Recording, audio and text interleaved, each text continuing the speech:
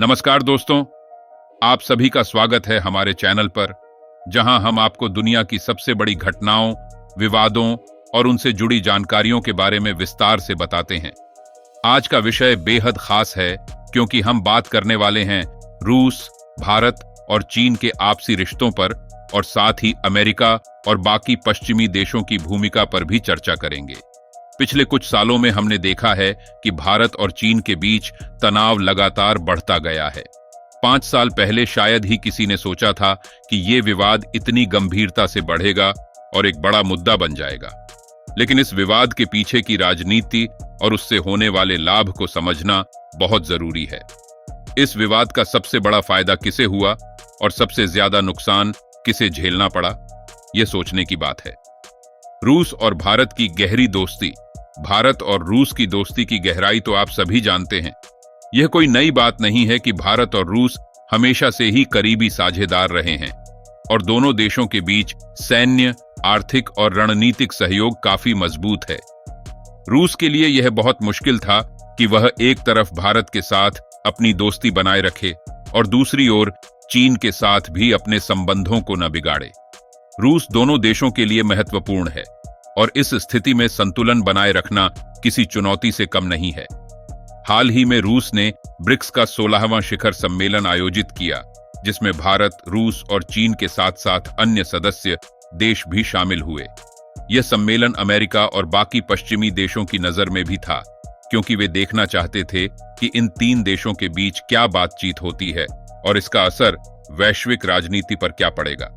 रूस की silent killer पनडुब्बी भारत में अब बात आती है हाल की सबसे बड़ी खबर की, जिसमें रूस ने अपनी अत्याधुनिक साइलेंट किलर पनडुब्बी उफा को भारत भेजा है। यह पनडुब्बी 22 अक्टूबर को कोच्चि बंदरगाह पर पहुंची और भारतीय नौसेना ने उसका स्वागत किया। यह कोई साधारण पनडुब्बी नहीं है, बल्कि एक ऐसी घातक हथियार है जिससे दुनिया के बड़े बड़े देश, खासकर अमेरिका, भी खौफ खाते हैं। यह पनडुब्बी इतनी ताकतवर है कि यह अमेरिका के भी आधुनिक रक्षा हथियारों को चुनौती दे सकती है। लेकिन सवाल यह उठता है कि आखिर रूस ने इस समय भारत में अपनी पनडुब्बी क्यों भेजी।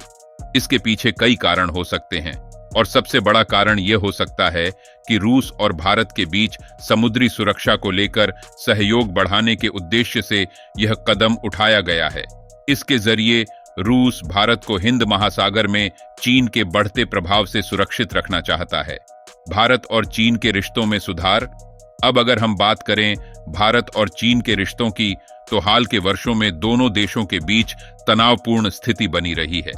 लद्दाख और अरुणाचल प्रदेश को लेकर दोनों देशों के बीच कई बार टकराव की स्थिति आई है, लेकिन अब ऐसा लगता है कि धीरे धीरे यह तनाव कम हो रहा है। रूस, भारत और चीन के बीच मध्यस्थ की भूमिका निभा रहा है और इसी वजह से दोनों देशों के रिश्तों में सुधार की उम्मीद जताई जा रही है।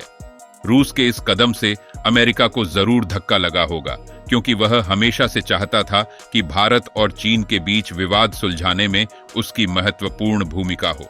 लेकिन रूस ने इस क्षेत्र में अपनी ताकत दिखाते हुए भारत को अपने पाले में बनाए रखा है, जिससे पश्चिमी देशों की रणनीति को झटका लगा है। ब्रिक्स एक शक्तिशाली संगठन। अब बात करते हैं ब्रिक्स संगठन की, जिसे ब्राजील, रूस, भारत, चीन और दक्षिण अफ्रीका ने मिलकर बनाया था। ब्रिक्स का मकसद यह था कि इन विकासशील देशों के बीच आपसी सहयोग बढ़ाया जाए और वैश्विक स्तर पर एक मजबूत आवाज बनाई जाए। यह संगठन अब धीरे धीरे पश्चिमी देशों के लिए चुनौती बनता जा रहा है। ब्रिक्स सम्मेलन के दौरान कई देशों ने इसमें शामिल होने की इच्छा जाहिर की है। तुर्की जैसे देश, जो अब तक नाटो का हिस्सा थे, अब ब्रिक्स में शामिल होना चाहते हैं। यह स्थिति पश्चिमी देशों के लिए एक बड़ा सरदर्द साबित हो रही है, क्योंकि उनकी वैश्विक ताकत धीरे धीरे कमजोर हो रही है।